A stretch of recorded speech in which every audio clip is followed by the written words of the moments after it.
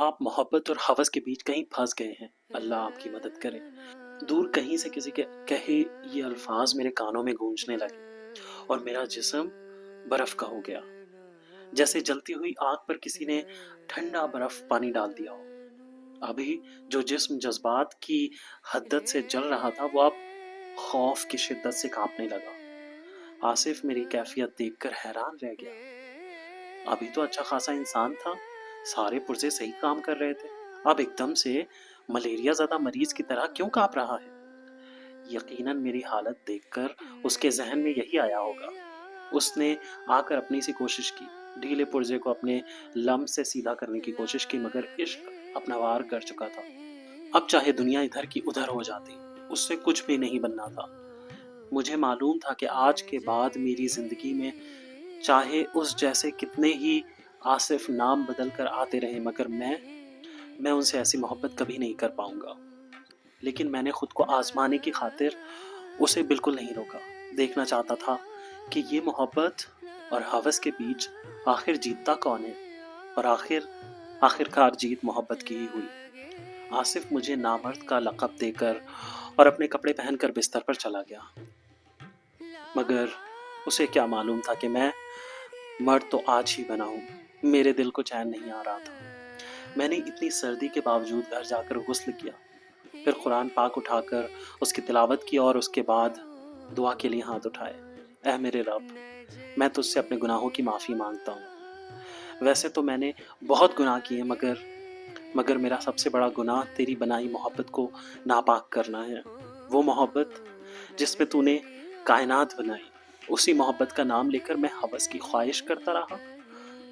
تیری پاکیزہ محبت کو میں اپنی نفسانی خواہشات کے آگے میلا کرنے والا تھا۔ کیسے محبت ہے یہ؟ آخر یہ کیسی محبت ہے جو کبھی ایک سے ہوتی ہے تو کبھی دوسرے سے، اور پھر شاید تیسرے چوتھے سے؟ اور کیا ہے اس کا اختتام؟ صرف جسم کی خواہش اور بس؟ ہر وہ محبت جو جسم تک لے جائے اس کو محبت کیسے کہہ سکتے ہیں؟ وہ تو ہوس ہے بس، اور میں اسی محبت اور ہوس کے بیچ پھنس گیا تھا۔ محبت تو وہ ہے جو ایک ماں اپنی اولاد سے کرتی ہے۔ اولاد پر کبھی کوئی مصیبت آ جائے تو خود مصیبت کے سامنے سینہ سپرد ہو جاتی ہے، مگر اولاد پر آنچ تک نہیں آنے دیتی۔ محبت تو وہ ہے جو ایک شوہر اپنی بیوی سے اور بیوی اپنے شوہر سے کرتی ہے۔ صرف جسم ہی نہیں، روح کے تار بھی جڑ جاتے ہیں دونوں میں۔ اے میرے رب، مجھے معاف کر، میں نے ایک معصوم انسان کو عقیدت کا واسطہ دے کر ننگا کر دیا۔ وہ معصوم اور بھولا بھالا سا انسان مجھے مرشد سمجھتا ہے، مگر اسے کیا معلوم کہ مرشد کون ہے؟ مرشد تو وہ ہے جو کسی کے لیے باعث ہدایت ہو، اور مجھے تو خود ہدایت کی ضرورت ہے۔ میں ایک حقیر سا گناہگار بندہ، میں کہاں سے مرشد ہو گیا؟ میری آنکھوں میں ندامت کے آنسو اور آواز میں خوف خدا کی وجہ سے لرزہ طاری تھا۔ میرے اللہ، میں نے اپنے اوپر بہت ظلم کیا، مگر میں نے اس انسان پر سب سے زیادہ ظلم کیا ہے جس کی وجہ سے آج میں ہوس اور محبت کے بیچ کا فرق جان پایا ہوں۔ میں مانتا ہوں کہ محبت میں اختیار نہیں ہوتا، مگر محبت کے نام پر ہوس کے اندھے جذبات پر اختیار ہونا چاہیے۔ یہ بات میں نے اس انسان سے سیکھی جو مجھے مرشد سمجھتا ہے۔ میرے مولا، میری توبہ قبول فرما۔ میں دوبارہ ہوس کو محبت کا نام نہیں دوں گا۔ تو سچا ہے، تیری محبت سچی، تیرا محبوب سچا۔ اس دن میری زندگی کا ایک نیا باب شروع ہوا۔ سفیان کے وسیلے سے میں نے اپنے رب کو پہچان لیا اور میری زندگی یکسر بدل گئی۔ میں نے اپنے جذبات پر قابو پانے کے لیے ہنر سیکھ لیا اور علم و ادب کی کتاب کے ساتھ ساتھ قرآن پاک کو ترجمے کے ساتھ پڑھنے لگا۔ یوں میری تنہائی بھی پاک ہو گئی۔ تنہائی اکثر ہمیں گناہوں کی طرف مائل کرتی ہے، لیکن جب یہ پاک ہو جائے تو ہم سرکش جذبات پر قابو پا سکتے ہیں، بشرطے کہ ہمارا عقیدہ اور ایمان مضبوط ہو۔ ہومو سیکشوالٹی کو عام طور پر صرف اپنے نظریے سے دیکھتے ہیں۔ ہم اگر قرآن مجید کے نظریے سے دیکھیں تو مشکل نہیں ہے کہ ہم اللہ کی محبت میں اس سے دور ہو جائیں۔ بس دیکھنا یہ ہے کہ ہم اللہ سے زیادہ محبت کرتے ہیں یا اپنے نفس سے۔ میں یہ نہیں کہہ رہا کہ مجھے اب لڑکوں میں کشش محسوس نہیں ہوتی، میں اب بھی کشش رکھتا ہوں، مگر اب میں اپنے جذبات کے آگے کمزور نہیں ہوں، اور یہی طریقہ ہے خود کو محفوظ رکھنے کا۔ کچھ عرصہ مشکل پیش آئی، مگر جلدی مجھے اس میں سکون ملنے لگا۔ شاید میرے رب نے میری توبہ قبول کر لی۔ اس سب کے باوجود میں سفیان کے پاس جا کر معافی مانگنا چاہتا تھا، مگر چاہنے کے باوجود میں سفیان کے پاس نہیں جا سکا۔ اس رات جذبات کے کھیل میں کیا ہوا وعدہ میرے پاؤں کی زنجیر بن جاتا تھا۔ میں اسے بتانا چاہتا تھا کہ تم سچے تھے، مگر جانے کا حوصلہ نہیں ہوتا تھا۔ ابھی میں اس سب سے گزر ہی رہا تھا کہ بابا سائیں بھی مجھے چھوڑ کر اپنے خالق حقیقی سے جا ملے۔ بابا سائیں کے جانے کے بعد کئی بار روحی سے مجھے فون آئے کہ پیر سائیں ایک بار آ جائیں، مگر میری ہمت نہیں ہوتی تھی۔ میں ایم کام کیا اور بینک میں ملازمت کرنے لگا۔ 4 سال بعد امی نے میری شادی اپنی بھانجی سے کرا دی۔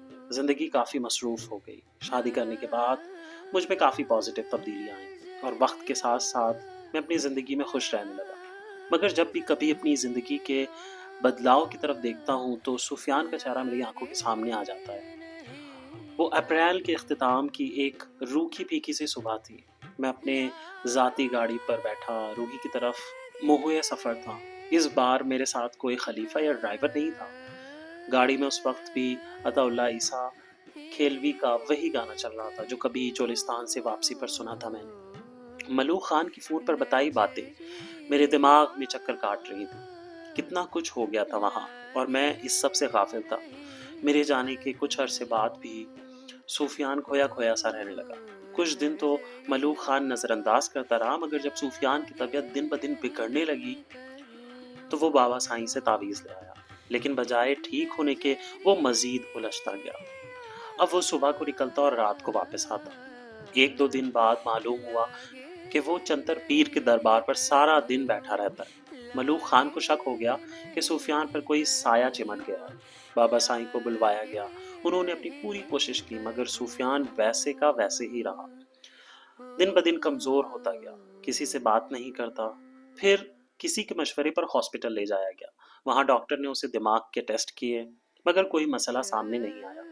اب اس کو غشی کے دورے بھی پڑنے لگے۔ ملوک خان بابا سائیں کے پاس بار بار آتا رہا، مگر سفیان کی طبیعت میں سدھار ہی نہیں آیا۔ کئی بار بابا سائیں نے مجھ سے کہا کہ تم چلو روحی، شاید تمہارے تعویذ سے سفیان ٹھیک ہو جائے، مگر میں نے بابا سائیں کو سختی سے منع کر دیا۔ آہستہ آہستہ سفیان زندہ لوگوں سے زیادہ مردہ لوگوں کے ساتھ اپنا وقت گزارنے لگا۔ چینتر پیر کے دربار کے ارد گرد ایک بہت بڑا قبرستان تھا، وہ اکثر وہیں ملتا۔ کوئی 1 سال کا عرصہ ملوک خان ہمارے پاس آتا رہا، مگر بابا سائیں کی وفات کے بعد وہ بھی آنا چھوڑ گیا۔ سفیان کا چچا اس کی حالت دیکھ کر رشتہ دینے سے ہی مکر گیا، اور اس کی منگیتر کی شادی اس کے دوسرے کزن سے کر دی گئی۔ ملوک خان کی کوئی 1.5 سال تک سفیان کو مختلف پیروں کو دکھاتا رہا، مگر وہ ٹھیک ہی نہیں ہو سکا۔ آخر کار تھک ہار کر وہ بھی بیٹھ گیا، یہ سوچ کر کہ ساتھ نہ صحیح مگر زندہ تو ہے وہ۔ اور مہینہ پہلے سفیان نے اس دنیا سے جانے کا سفر باندھ لیا۔ خون تھوکنے لگا تھا وہ۔ کوئی ہفتہ پہلے ٹیسٹ کرایا تو کینسر تشخیص ہوا، جو پھیپھڑوں سے ہوتا ہوا ریڑھ کی ہڈی کو چمٹ گیا تھا۔ ڈاکٹر نے اسے کچھ ہی دنوں کا مہمان بتایا تھا۔ اس کچھ دنوں کے مہمان نے اپنے باپ سے آخری خواہش کی تھی، اور وہ تھی اپنے مرشد سے آخری ملاقات۔ میں روحی میں داخل ہو گیا۔ 15 سال پہلے کا سفر میری آنکھوں کے سامنے تھا۔ اس وقت اٹھتی جوانی تھی، بے فکری تھی، زندگی حسین لگتی تھی۔ ہوا لگتی تھی تو ایسے محسوس ہوتا تھا کہ ترانہ سنا رہی ہو۔ ڈوبتا سورج حسن کی علامت لگتا تھا۔ روحی کی ریت ذہن پر جادو طاری کر دیتی تھی، مگر یہ سب احساسات تھے جو وقت اور حالات کے ساتھ بدل جاتے ہیں۔ اب وہی ہوا لگ رہی تھی تو ایسے جیسے کوئی نوحہ سنا رہی ہو۔ سورج بوجھل بوجھل سا تھا، ریت ماتم کناسی لگ رہی تھی۔ 15 سال میں بہت کچھ بدل گیا تھا۔ کچے گھروں کی جگہ پکے مکانوں نے لے لی تھی۔ اب حاجات یا نہانے کے لیے باہر نہیں جانا پڑتا تھا۔ بجلی بھی گھر گھر پہنچ گئی تھی، اور موبائل بھی سب کے پاس ہی تھا۔ اگر کچھ نہیں بدلا تھا تو وہ یہاں کے لوگوں کی سادگی تھی۔ یا پھر روحی کے صحراؤں کا حسن تھا؟ اب یہ شہر کسی اور کو اپنے جادو میں جگڑنے کے لیے تیار تھا۔ یہ گندم کی کٹائی کا موسم تھا، ہر سو گندم کاٹی جا رہی تھی، سورج مکھی کی فصل بھی تیار تھی۔ میں ملوک خان کے گھر پہنچا تو سبھی نے پہلے کی طرح مجھے ہاتھوں ہاتھ لیا، مگر آج ملوک خان کے چہرے پر اداسی کی دیکھ تھی۔ جوان بیٹے کی موت کی خبر کسی کے لیے بھی ناقابل برداشت ہوتی ہے۔ میں نے سفیان کا پوچھا تو جواب ملا کہ وہ چنار پیر کے دربار کو گیا ہے۔ میں نے ملوک خان کو ساتھ لیا اور ہم چنار پیر کے دربار چل پڑے۔ عصر کا وقت تھا جب ہم دونوں پہنچے۔ یہ دربار صحرا کے بیچوں بیچ واقع تھا اور اس کی مشرقی سمت ایک وسیع و عریض قبرستان تھا۔ میں نے پہلے دربار کی زیارت کی۔ یہ دربار بھی دوسرے درباروں کی طرح ہی تھا۔ یہ بزرگان دین اور اولیاء اللہ بھی کمال تھے۔ دین کا پیغام ہر جگہ پہنچایا۔ تبھی کسی کا مزار پہاڑوں پر، کسی کا میدانوں میں، کسی کا پانی کے بیچوں بیچ اور کسی کا ریت کے صحرا میں ہے۔ زیارت کے بعد ہم قبرستان چل پڑے۔ قبروں کے بیچوں بیچ میں سے ہوتے ہوئے ہم ایک الگ تھلگ سی جگہ پہنچ گئے۔ ہم سے کچھ فاصلے پر وہ ہماری طرف پیٹھ کیے بیٹھا تھا۔ میں نے ملوک خان کو اشارہ کیا تو وہ واپس کے لیے مڑ گیا۔ میں چلتا ہوا اس کے نزدیک پہنچ گیا۔ السلام علیکم مرشد۔ میری آمد شاید وہ بھانپ گیا۔ وہی 15 سال پہلے والی آواز میرے کانوں میں ایک بار پھر گونجی۔ کچھ بھی نہیں بدلا تھا، ویسے ہی زندگی سے بھرپور آواز۔ میرے دل کو سکون ملا۔ وعلیکم السلام، کیسے ہو سفیان؟ سمجھ نہیں آ رہا تھا کہ میں کیسے بات شروع کروں، اس لیے میں نے چند دن کے مہمان سے اس کا حال ہی پوچھ لیا۔ مطمئن ہوں مرشد، یہ کہہ کر اس نے میری طرف رخ کیا اور میرے پاؤں تلے سے زمین نکل گئی۔ یہ سفیان تھا؟ میرے ذہن میں 15 سال پہلے کا سفیان گھوم گیا۔ وہ سفیان جو زندگی سے بھرپور تھا، جس کی آنکھیں اتنی پرکشش تھیں کہ ان میں زیادہ دیر دیکھنا ممکن نہیں تھا، مگر یہ وہ سفیان تو نہیں تھا۔ اس کی تو صرف آواز وہی تھی۔ یہ تو ایک ہڈیوں کا پنجر تھا جس کے اندر سے روح کب کی پرواز کر چکی تھی۔ آنکھوں کی جگہ گڈھے جہاں صرف ویرانی کا راج تھا، جوانی کی کشش ماند پڑ چکی تھی اور سنہری رنگت موت کی زردی میں بدل چکی تھی۔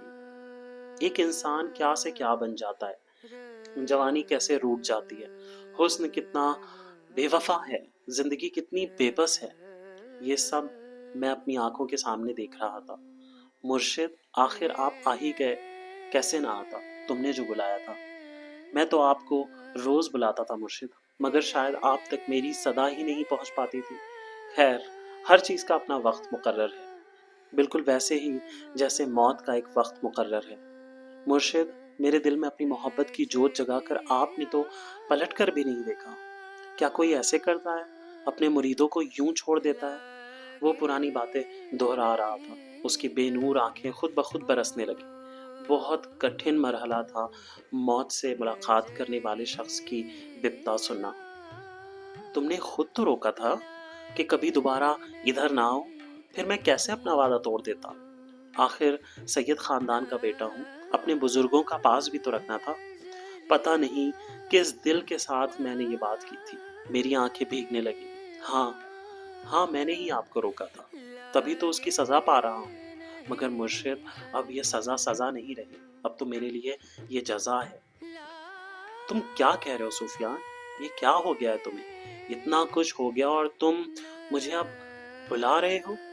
اگر مجھے اپنا مرشد سمجھتے ہو تو کم از کم مجھے ضرور بتاتے اپنے دل کا حال۔ مرشد، تب وقت نہیں آیا تھا، تب مجھے خود کو ثابت کرنا تھا، دیکھنا تھا کہ آیا میرا عشق سچا ہے یا وہ بھی دوسروں کی طرح جسم کی ضرورت رکھتا ہے۔ مگر اب وقت آ گیا ہے، تبھی تو آپ کو بلا بھیجا، یہ بتانے کے لیے تو آپ کو بلایا ہے مرشد۔ کبھی آپ نے مجھے کہا تھا، میں تم سے اپنے دل کی بات کرنا چاہتا ہوں، ہو سکتا ہے کہ میں چلا جاؤں۔ آج میں بھی اپنے دل کی بات آپ سے کرنا چاہتا ہوں، ہو سکتا ہے کہ میں بھی لمبے سفر پر چلا جاؤں۔ مرشد، کہاں سے شروع کروں؟ آخر میں کہاں سے شروع کروں؟ کہاں سے سنو گے؟ مگر اس سے پہلے آپ بیٹھ جائیے۔ آپ کی عادت نہیں ہوگی شاید ایسی جگہ پر بیٹھنے کی، مگر میں نے تو یہاں لیٹنا ہے لمبے عرصے کے لیے، اس لیے یہاں بیٹھا رہتا ہوں۔ میں ایک قبر کے کتبے کے ساتھ قدرے صاف جگہ پر بیٹھ گیا۔ مغرب کی طرف شام کا سفر اپنے اختتام کو پہنچنے والا تھا۔ آج کا ڈوبتا سورج اپنے اندر اداسی سمیٹے ہوئے تھا۔ قبرستان کے پیچھے ریت کے ٹیلوں میں منہ چھپائے سونے جا رہا تھا وہ۔ قبرستان میں موت کی سی خاموشی تھی، یا شاید اتنا سکون تھا کہ موت بھی دلکش لگنے لگے۔ ایک قبر سے کچھ چیٹیاں نکل کر دوسری قبر کی طرف جا رہی تھی۔ یہ انسان کی اصلیت تھی۔ یہاں کئی انسان اپنی زندگی کی اچھی یا بری داستانوں سمیت دفن ہیں۔ ساری زندگی کی رونقیں یہاں آ کر دم توڑ رہی تھی۔ ایک دنیا باہر آباد تھی اور ایک دنیا یہاں اندر آباد تھی، مگر اصل دنیا یہی تھی۔ باہر تو رنگین دھوکہ تھا۔ مرشد، آج آپ سے بہت ساری باتیں کرنے کو دل کر رہا ہے۔ جب آپ ملنے آئے تھے تو میں زیادہ نہیں بول پایا تھا، مگر آج میں بولوں گا، اپنے دل کا حال سناؤں گا آپ کو۔ پہلی بار جب آپ کو دیکھا تو دل کو کچھ ہوا تھا، پتہ نہیں کیا تھا وہ۔ آپ کی ہر ادا اچھی لگی مجھے۔ آپ ایک ہی جست میں آنکھوں کے راستے دل میں اتر گئے تھے۔ وہ عمر اتنی نہیں تھی کہ محبت جیسے روگ کو سمجھ لیتی، اس لیے میں اس کو عقیدت ہی سمجھا تھا۔ آپ ہمارے مرشد تھے۔ میں آپ کی بیعت ہونا چاہتا تھا، اس لیے میں اس کو عقیدت سمجھ بیٹھا۔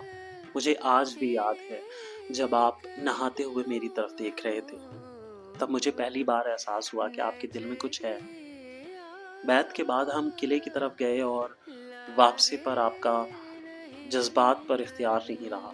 میں نے محسوس کر لیا کہ آپ کے ذہن میں کچھ اور چل رہا ہے۔ مگر مرشد، میں آج اقرار کرتا ہوں کہ میرے دل میں بھی آپ کی محبت پیوست ہو چکی تھی۔ کتنا دلکش احساس تھا یہ کہ ایک معمولی سا مرشد اپنے ہی مرشد پر فریفتہ ہو گیا تھا، مگر رات کو جب آپ نے مجھے اپنے پیار کا اظہار کیا تو اس کے سامنے ایک خواہش بھی بیان کر دی۔ پیار اور اس کے اظہار تک تو بات ٹھیک تھی، مگر آگے جو آپ مانگ رہے تھے وہ گناہ تھا، اور میں کیسے برداشت کر لیتا کہ میرا مرشد گناہ کا مرتکب ہو اور اس کی وجہ میں بنوں؟ نہیں، کبھی نہیں۔ تبھی میں نے انکار کر دیا۔ اس رات آپ تمام حدیں پار کرنا چاہتے تھے، تبھی آپ نے مجھے اپنے پیر ہونے کا واسطہ دیا۔ مجھے سمجھ نہیں آ رہا تھا کہ میں کیا کروں، میں آپ سے کیا کہوں، کیسے کہوں اور آپ کو کیسے روکوں۔ اس لیے میں نے کہا کہ اگر آپ یہ چاہتے ہیں تو آپ پیری مریدی چھوڑ دیں گے۔ مجھے نہیں پتا تھا کہ آپ جذبات میں اتنے بہہ گئے ہیں کہ آپ میری اتنی بڑی بات بھی مان لیں۔ وہ رات میں سوچتا ہوں تو کانپ جاتا ہوں۔ اگر جذبات میں آ کر آپ سے گناہ ہو جاتا تو کیا ہوتا؟ میں کیسے آپ کو اپنا مرشد مانتا؟ 10 منٹ کی لذت پر سب کچھ قربان ہو جاتا۔ تبھی میں نے خود کو بے مرشد کہا، کیونکہ اس کے بعد آپ میرے عاشق تو ہو سکتے تھے لیکن مرشد نہیں۔ بس اللہ نے میری سن لی اور آپ کے دل کو وہ بات لگ گئی، مگر میرے دل کو وہ بات کسی دیمک کی طرح چمٹ گئی۔ میں نے خود اپنے آپ کو بے مرشد کہہ ڈالا۔ محبت سے تو ہاتھ دھو ہی رہا تھا، اپنے مرشد کو بھی ناراض کر ڈالا۔ مرشد، ہم روحی کے لوگ ہیں، وفا ہمارے خون میں شامل ہے۔ محبت کریں یا نفرت، دل سے کرتے ہیں۔ مجھے نہیں معلوم تھا کہ لڑکا لڑکے سے پیار کرتا ہے یا نہیں، مگر آپ سے ملنے کے بعد مجھے آپ سے پیار ہو گیا۔ مگر میں نے آپ کو نظر کر دیا، خود کو بے مرشد کر دیا۔